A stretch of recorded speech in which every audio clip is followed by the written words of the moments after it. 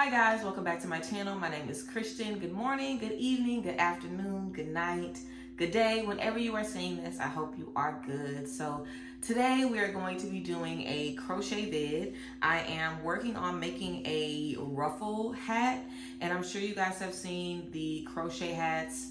So that's essentially what I'm working on. And it's basically just a bunch of double crochet stitches, a million double crochet stitches, and I am using a tutorial I found on YouTube by Vanetta Ezel. So if you guys are interested in, I guess, learning how to make one of these, then check it out on her page. This is not a tutorial, honey. I'm just gonna be, talking to you guys while I crochet. I did a video like this a while ago and you guys seem to really enjoy it. So we're gonna do another one, especially since I have something that I wanna talk to you guys about today. So you guys know when I do my crochet vids, I'm not gonna be looking down the whole time, but I'm definitely not gonna be able to look up at y'all the whole time, so just excuse the lack of eye contact. But I wanted to talk about the collateral damage of welcoming in a new life, of becoming a new person, of setting your boundaries, of changing. Because we always talk about how great it is to change, and it is great. But there's also a lot of collateral damage that happens when you change too. Your needs change. You get to, miss out on certain things that maybe you wouldn't have missed out on if you were still in your old thought processes. It can be really difficult, and I feel like I've always struggled with feeling like the odd man out, especially since I'm so aware of what I need to do, what I need to change. And ignorance really is bliss. And when people are ignorant to, a spiritual awakening or their spiritual journey, or people's energies and how the energies affect them, their trauma and how their trauma affects them, pain, their shadow, their ego, our inner child, the healing journey as a whole. When people are ignorant to that, when people are still in a world that revolves around them, when people aren't really focused on community, when people don't know how to communicate, just all the things that we work so hard to do. When people aren't, focused on those things, when people just live freely, without a care in the world, without thinking about how it's going to affect them or how it's affecting their manifestations or how it's affecting their finish line, it can feel like, dang, am I the one that's crazy? Because you do end up feeling like the odd man out, or feeling like there's a lot that you miss out on, or you don't have the bliss of the ignorance that you once had, I think the best way to, the best example of this is growing up. Growing up, there was a lot of, I don't want to say there was a lot of trauma growing up for me, because I really didn't experience much, if not any trauma growing up, really.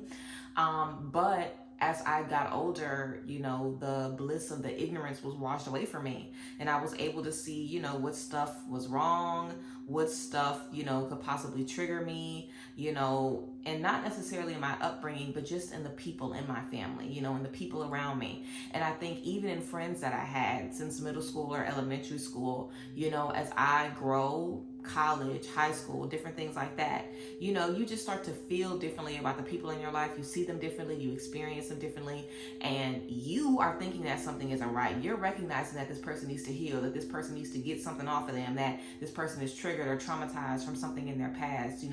That intuition starts to kick in for you, and maybe it doesn't kick in for anybody else. So now you're the only friend that doesn't want to drink. You're the only friend that doesn't want to gossip. You're the only person in your family that thinks that you need to go to therapy. And it sucks. And it's the collateral damage of having that wisdom, of having that knowledge. And I think that a lot of times, again, I don't think we really focus on that. And I think that's why it's so hard for people to change. And I'm someone that I always say stuff like, or even if I'm just thinking to myself, what the hell is this? Why is this yarn tied together like this? What the hell? I always think to myself, like, how can you know you need to change and don't change? How can you know you need to do something different and don't do it? How can you know that, something isn't serving you and you just don't do anything about it? You don't really try to make it serve you. You don't try to make it make sense. You just kind of allow the same stuff to go on. Like, how can you not recognize when something needs to be changed? I really rack my brain trying to figure these things out. And I have to remember that ignorance is bliss, and that we're all leading our own journey. And a lot of times we can carry such, an obligation, or we can try to put that obligation of healing and recognizing they're wrong and becoming a better, different kind of person on somebody else. And that might not be their journey. That might not be what they're supposed to do. I think it takes a specific person to have to journey throughout life alone and learn stuff on your own and, have these hard lessons on your own. It takes a specific kind of person. And everybody's journey here is important. And I think that sometimes we're purposefully pushed out of certain spaces that won't serve us. And maybe we don't understand why it won't serve us. We don't understand why we can't have our friend group. We don't understand why we have to leave the relationship. We don't get why we have to leave this job that maybe we prayed for and we finally get it and we realize that it's not right for us. But as we move forward, who knows how long we have to move forward, I think things start to, make a little more sense. So yeah, I think that this also kind of makes people not really want to do the work, like I said, sometimes I wonder, like, why isn't everybody trying to heal? Why is everybody, running back to toxic situations? Why doesn't everybody wake up and smell the coffee? But when you wake up and smell the coffee, everything changes in your life. And that's the reality of being a different person. You have to change the type of stuff that you look at. You have to change the type of friends that you hang around. You have to change how you date. You have to change your routines. Nothing about you is the same. And it can be really frustrating. It can be really difficult. It can give you imposter syndrome. It can just feel so confusing, like an out-of-body experience, to be like, okay, I got the message that I needed to do this, I needed to do this, I needed to change. I've done all of this work, but now I don't have my friends no more. Now I don't know who I am anymore. And we can kind of experience, like, I don't know, this cognitive dissonance where we know that the past isn't good for us, but we still reminisce about that.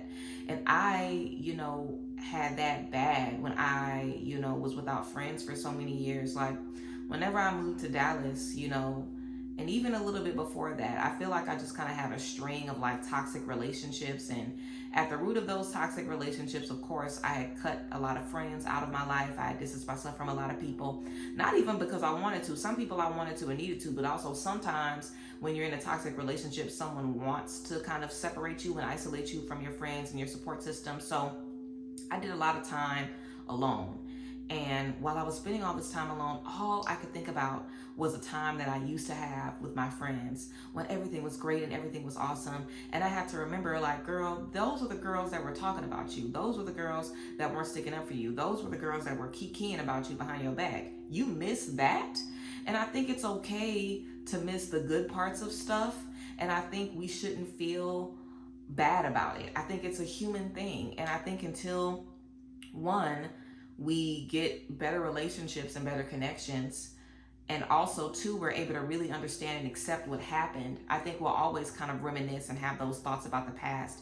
And it isn't anything to beat yourself up for, because you love those people. Even if it's habits, you loved those things. So when you have to let that stuff go, it's not gonna just be like, oh, okay, I'm glad I let it go. You're gonna struggle a little bit. It's just like an addiction. You could be addicted to not setting boundaries. When you first start setting boundaries and people kind of start getting away from you, and it's difficult for you to make friends because, people are expecting you to just say yes all the time. After cutting a couple people off, you might be like, maybe I was better off not setting boundaries, because now that I've set these boundaries, I'm all alone. But remember how you felt when you weren't setting those boundaries. Remember how you felt around those groups when you couldn't speak up, or when you didn't have a voice, or when you wanted to speak up, you instantly were shut down. Like, think about how you felt in those spaces. And that should be a reminder enough that you made the right decision and leaving that space and speaking your truth. Or even if you just quit a job that you hated and you don't know when you're going to get the next job, and you're kind of asking yourself like, dang, maybe I should have stayed at the job because now I don't know when the next job is coming. Imagine how you used to feel on that job. The space of limbo that we end up in when we're just trying to see where we're going from one relationship to the next, or from one friendship to the next, or one job to the next, whatever, one chapter to the next. Whenever we're in that limbo space, I think it can be so difficult to just be grateful sometimes, because it's so alone, it's so unfamiliar. You don't know how to entertain yourself yet. You don't know how to be a friend to yourself yet. You don't even know the things that you like to do. Or all you do is just think about how you're alone, think about the stuff that you're missing out on, And I think that's normal for no matter what journey you're on, regardless of the journey that you're on. I think it's normal to be in a space where you reminisce about the past. Because if you're growing, truly growing, what you were doing back then is going to be way easier than what you're doing today. The maintenance that it takes up, you know, the time that it takes up, the energy that it takes to be who you are, to be this new version of you, is way, way, way more than what it used to be in the past. It used to be easy to be around people, kiki about people's business, not really have a lot of high standards for relationships and stuff. You know how easy it is to date when you ain't got no standards?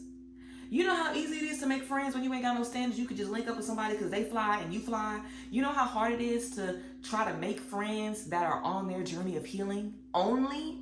And if you don't see them on their journey of healing, if you see them repeating the same patterns, you have to cut them off, or you have to bring it to their attention, or you have to try to wait around to see if they're going to change because you know it's going to trigger the old things in you. And you have to make a decision of, you know, keeping this person in your life or, you know, risking all of the work that you've been doing. And that's another thing about it too. When you're trying to stop being an alcoholic, you can't go to the parties where the liquor is at. You can't still be in those old environments. You have to cold turkey remove yourself from those spaces. Even if it takes a gradual thing, you're not really done until you're done. If you've been on and off with somebody for years, you're not really done until you're done. You don't claim the breakup that was 3 breakups ago. You claim the last breakup. You know, you claim the breakup that actually stuck. It's the same thing. I basically wanted to do this video to, 1, let you guys know that you're not alone, 2, let you know that it is worth it to change even if you have to do it on your own, and 3, to let you know that the process of the in-between is where you kind of have to heal and also work to desensitize yourself from all of the things that you used to be feeling. You know, you have to kind of purge all of those old things, and you also have to mourn and grieve. You know, like the collateral damage of wanting a new life is having to grieve the old one. You have to grieve the old space that you once were in. You know, you have to even cry about the friends you had to let go of, the spaces that you had to step out of. You know, I have friends who have been married that I miss their marriages, friends who have had children, I miss their the births of their children. You know, even something as small as, not as small, but, you know, even a birthday, even somebody getting a degree, even somebody getting a new car, getting, you know, their first home. You know, when you have friends, and if you are, or just people in your life in general, or things in your life, I feel like we have a real attachment to the things that we have to let go, of course, which is why we have to let it go, and it's so hard to let it go. You know, if you could just walk away from something, it wouldn't even be called letting it go. It wouldn't even be a thing. So we have such an attachment to the things that we have to let go of, and I think it's important that we honor that attachment, you know, by not just feeling like we have to just say fuck it and, you know, hate them or hate the past, because it might take you some time to really understand like why you had to cut these people off. Like maybe even in the moment you were like, okay, I know this isn't right for me, but you'll have those second guesses. You'll ask yourself, am I right for doing this? Is this really the best thing for me, or was I just tripping? Because it's very, very, very lonely. People say it's lonely at the top, and I know when people say that, they're talking about abundance and affluence, but I think it's lonely when you're trying to be a better person. I think it's lonely when you're trying to take the high road, which is why people don't even give a fuck about being a bigger person no more, because it's lonely, because you're gonna be doing it by yourself. Ain't nobody worried about being a bigger person no more. Ain't nobody concerned about, you know, universal law or karma. And I feel like in this era of low maintenance friends, in this era of corporate baddie or entrepreneur, or, you know, doing stocks or real estate, in this era where there's so many options, it's easy to just kind of stick with whatever you're doing, because there's also so many people around you that are doing the same thing. It's easy to keep smoking and drinking and having a bunch of casual sex with people you don't give a fuck about when everybody around you is doing it. And when you have people online that are glorifying it, and, you know, the slut life is a thing, the whole life is a thing. And not to say it's a bad thing, but it's not everybody's thing. You know, some people smoke, like I smoke all the time for my anxiety and stuff, but there are some people who have a problem with smoking. But because of today's society, something that's a problem for you could be okay for somebody else. Something that's an issue for you could be how somebody else copes on a day-to-day basis. So like I said, that imposter syndrome, that I want to pull away from this, but I'm seeing it everywhere and it's familiar to me and it once worked for me. So I don't even know who this new person is that doesn't like this and doesn't like this. I don't even know who they are. I only resonate with the old version of me because I don't know this new version of me yet. You know, it's kind of like you can't even really trust the new version of you either. It's like do I really know what the fuck I'm doing? Do I really know what I'm doing? Because I just cut everybody off and just made a new number and just blocked everybody. Did I make the right choice, or am I playing myself right now? You know, like it's a lot of different thought processes that people go through when they have to cut somebody off or, you know, remove somebody from their life. And I don't want anybody to ever think that it's an easy decision to cut somebody off. I don't want anybody to ever think that it's an easy decision to live a new life. And that's another reason why I'm making this video, to just remind you guys that it is difficult. And if everybody, you know, if being a bit bigger person and being a better person, if being a good person was easy, then there would be more good people in the world. It's easier to just feed your demons. It's hard to starve your demons. It's almost impossible sometimes to starve your demons. Let me not say impossible, because nothing is impossible with God. Hallelujah.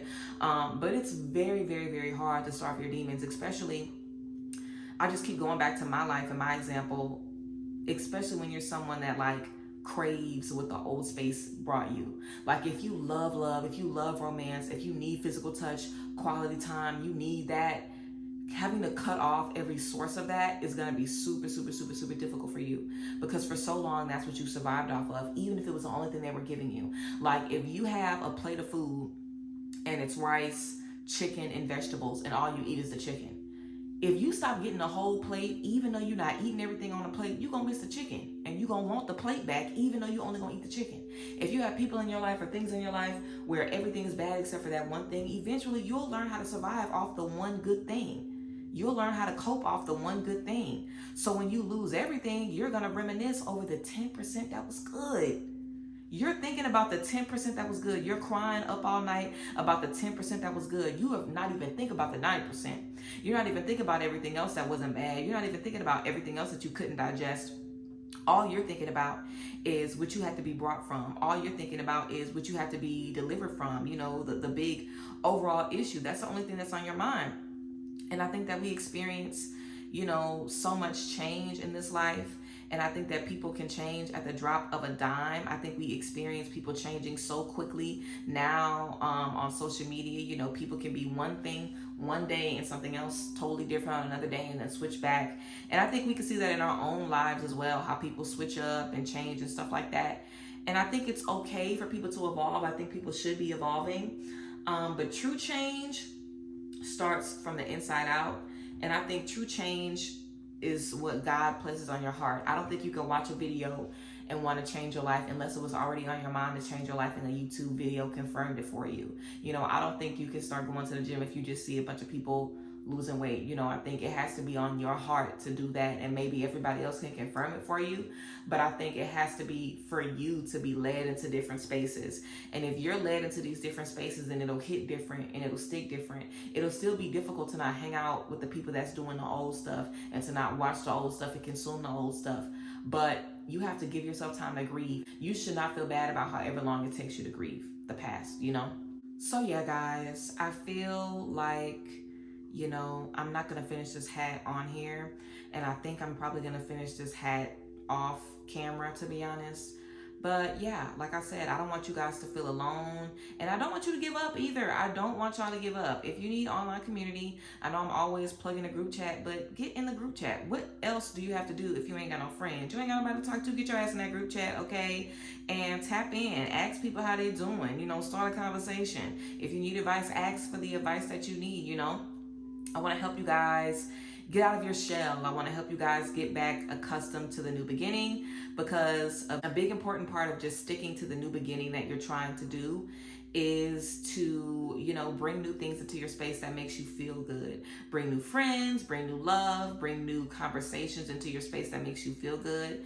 And I don't know about y'all, but I felt super, super, super validated whenever, you know, I was going through my second spiritual awakening, living in Atlanta, didn't have anybody around me who had any type of spiritual knowledge or really anybody around me with a relationship with God. I was surrounded by heathens, okay? So whenever I found a Facebook group and kind of started to connect with people online, talking about my spiritual journey and energy and frequency and everything, I felt so fulfilled. I felt like I wasn't crazy. I felt like, you know, I had found my tribe. And even though these were online connections, I really was fulfilled by having conversations with people about what I was going through instead of feeling like I was in it alone. And I think that's really what makes the difference. You are not alone in feeling alone. You know, I told you guys that I had a friend group that was dismantled last year. You know, I'm dealing with my Saturn return and stuff like that. I made 28 this year. So I'm cutting a lot of stuff off. I'm recognizing a lot of stuff about myself and about the people around me. And, you know, because of that, it's going to be a lot of change, and the change is still happening. I'm grateful for the change. You know, I've let some people go. I've met some new great people, but, you know, you have to always focus on the why. And I think focusing on the why is such like a cliche thing that people say, but you really have to focus on the why. You have to focus on why you cut these people off. You have to focus on why they couldn't serve you. You have to focus on why you need something new, because if you don't, all you'll do is focus on the 10% of good. And when you're miserable, the 10% of good is enough to make you go back. Hello. And I know a lot of people have experienced this, going back to a job you hate, going back to a partner you hate, when all that's good is what they putting down, you know. And if you know what I mean, you know what I mean, you know what I'm saying. And because of that, it's worth the disrespect. It's worth the games. It's worth the lies. It's worth whatever you're going to be experiencing because of that 10%. And you really have to ask yourself, am I worthy of missing something or longing for something that's only 10% of what I need? Absolutely the fuck not. Just because something is fun doesn't mean that, you know, we should spend all of our time longing after it. But like I said, give yourself time to grieve the past, have those reflection moments, and when it comes up for you, talk about it. You know, I just got a new journal. I get a new journal every couple of years, whether I finish my current journal or not. I have so many unfinished journals, but I feel like every new journal is an opportunity for me to kind of record a new chapter in my life. And the last journal I was working with, I got in November of 2020. So needless to say, it was time for me to get a new journal. And, you know, the first entry that I wrote was just about the things that I've learned, you know, the things that I've been learning, the things that I've been experiencing. And I'm going to try to journal every day, of course, but I think it's really good to just really be dedicated to this new beginning. You know, really dedicate yourself to your new beginning, dedicate yourself to the new space that you're in, because you asked for this space, you prayed for this space, and God has blessed you with new people, new vision, you know. And that's the thing too. You have to think about what you have in that new space. You might be alone. You might be grieving the past. You might be thinking about the past. You might be, you know, sad or upset, but you have new promise. You have new vision. You have new ideas. You have new skills, and you have a closer connection with God, because anything that is distracting you, disturbing your spirit, bringing you down, not giving you what you need, is absolutely getting in the way of you and the Lord. Absolutely. If you think that you can have a friend that's talking shit about you and you think that's not going to be getting in the way of what God has for you, you bugging. If you think you can have somebody in your life, you know, where every time you try to tell them something good that's going on, they bring it down and they bring you down, and you think that it's okay, you in for a rude awakening, baby, because that's not the truth of the matter. Like, we can't get what God has for us if we don't go through this. Like, there is no option to not change. Now, I don't know what God has for everybody. I know what he got for me, but I don't know what he has for everybody. And I think it's important to remember that we don't know what God has for everybody. You know, like I said in the beginning, sometimes it's hard to not be like, why won't y'all change? Like, why do I have to cut everybody out of my life? Why can't they just change too? Why can't they just grow with me? Like, why am I in a space where I'm outgrowing the people in my life all at once? Like, what the? It's crazy sometimes how we're called to be stood apart. But, you know, I talked in my last video, well, the video before the last one, just about my spiritual journey and my journey with Christ and with God and everything. And, you know, I feel like a lot of times God needs us to be on our own to speak to us. And a lot of times God wants us to know, like, you see what you craving? You craving trash. Why are we craving trash? Why are you craving trash, baby? Why are you craving trash? Like I said, the 10%. Why are you craving the 10% of a bad situation, the 10% good of a bad situation? That's like you getting a bag of moldy bread and you just see one little pristine slice of bread in the middle of the bag and you like, I gotta get to this slice of bread. Why do you need that little slice of bread? When there's a full, fresh loaf of bread waiting on you, why do you need to get that little slice in the middle of it? And of course, you know, I don't know. Well, I know I will never go back. And I know a lot of times we cannot go back. You know, you might not be able to go back to that job. You might not be able to step back into that relationship. You might not be able to get those friends back. You know, a lot of the changes that we make are permanent. But I do think that it's important to note that we do look back a lot, we do reminisce a lot. And you know, I'm sure if you've been to Bible study, then you know the story of Lot's wife when God was destroying, I believe this was Sodom and Gomorrah. I don't know if this was a city. I believe it was Sodom and Gomorrah, but Lot was the only man that was righteous in Sodom and Gomorrah, in this terrible city full of sin. I don't know if it's Sodom and Gomorrah, but I hope it is, because I keep saying that.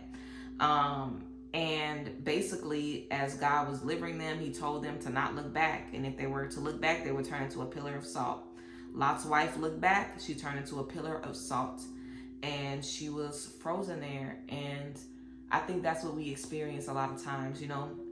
Because also, I look back because I might feel bad for somebody. You know, like anytime I lose a friend because, you know, of them just not being where they need to be to reconcile with me, because I have lost friends from people just having really big egos, and from people being like, it ain't no conversation to be had, we done, you know, where it's just cold turkey, they done. And sometimes I feel bad because I think that, you know, being able to communicate is really important. And I remember a lot of great friends that I lost because I wouldn't open my mouth, and because I thought they did something to offend me, or maybe they did do something to offend me, but I wasn't open to having a conversation. And I had to grieve those friendships. Even if I felt like I didn't give a fuck about them, I did give a fuck about them, because there was something I had to say and I couldn't say it. And I always feel for people who can't, you know, speak their truth, because I know that that can be super, super hard to just kind of always be in your own head and just let ego drive you mad. But again, that ain't none of our business. And if you're delivered from something or you're brought from something, I think the best thing to do is to keep your eyes on the prize and focus on the things that God has for you, the things that are seen and unseen. And just remember that there is something greater for you. Remember that you don't have to feel down, feel depressed, you know, feel like there's no way up for you. You don't have to feel that. There's always an opportunity for you to do something different.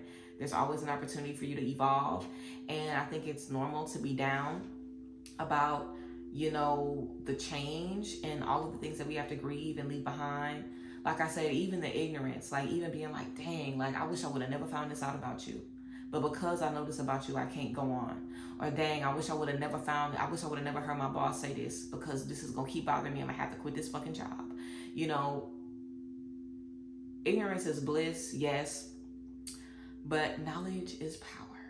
Because if you never knew those things, you are powerless against them, and they can sneak attack you. It's always a gift to see something coming. You know, you see it coming, you can act on it and deal with it. So yeah, guys, that's just my little spiel about, you know, the collateral damage, the things that we experience when we're creating these new beginnings, and, you know, looking in the past, reflecting in the past. And like I said, I wanted to encourage you guys and remind you that every time you leave something behind, you're going to start all over again, because you're a new person. You know, every little thing in your life affects you. If you stop eating a certain thing, if you cut off a friend, if you cut off a coworker, if you decide that you're not going to be on social media anymore, if you decide that you're not going, you know, whatever, all of those things affect you and they change you. And no matter how insignificant it is, even if you say, I'm not going to be on the highway no more, I'm only going to take the street route. You're going to be on the street route taking 40 minutes to get somewhere, and you're going to be reminiscing like, dang, it used to only take me 10 minutes to get here. It doesn't matter what we change. If something was familiar to us, we're always going to reminisce on the comfort of that situation. Even if the comfort was all that there is there, we're going to reminisce on that. And like I said, I don't think we should shame ourselves for it. I think we should have conversations about it. I think we should reflect on it. I think we should journal on it. I think we should pray on it. And, you know, just remember that we are human beings, and that, you know, the spirit leads us to make certain decisions that our flesh doesn't understand. And your body has to catch up with what your spirit and your heart already knows. Your spirit and your heart knows why you can't keep these people in your life. And your flesh just wants to kind of cling to the familiar laughter, the familiar camaraderie that you miss. But yeah, I actually might finish this tonight. I don't know how long this video is, but I don't want it to be too much longer. So I'm going to wrap up this video, and I hope you guys enjoyed watching me crochet this fucking circle. I know the last time I crocheted for y'all, I did not finish I hope you guys enjoyed. This is a sleeve that I made. I think they call this a bolero. I made this super cute sleeve top that I am obsessed with, and I definitely want to make some more in like some different fall colors. If I end up using all of this yarn for the hat, then I'll probably buy some more of the same color scheme so I can make like a matching hat and like sleeve to wear together. But yeah, I plan on doing more of these videos. And right now, y'all might be getting pick a cards from me and crochet bids. That's just the mood that I'm in. But I've been making a lot of stuff. I just did like a little crop top. I might put some pictures up of the stuff that I made. But yeah, I am looking forward to connecting with you guys. I love and appreciate y'all as always. I'm gonna get off of here so I can just wrap this video up. But again, the tutorial I'm using is by Vanetta Ezel. So make sure you guys check her out on YouTube. And like I said, just search crochet ruffle hat and you'll find her tutorial. So check it out.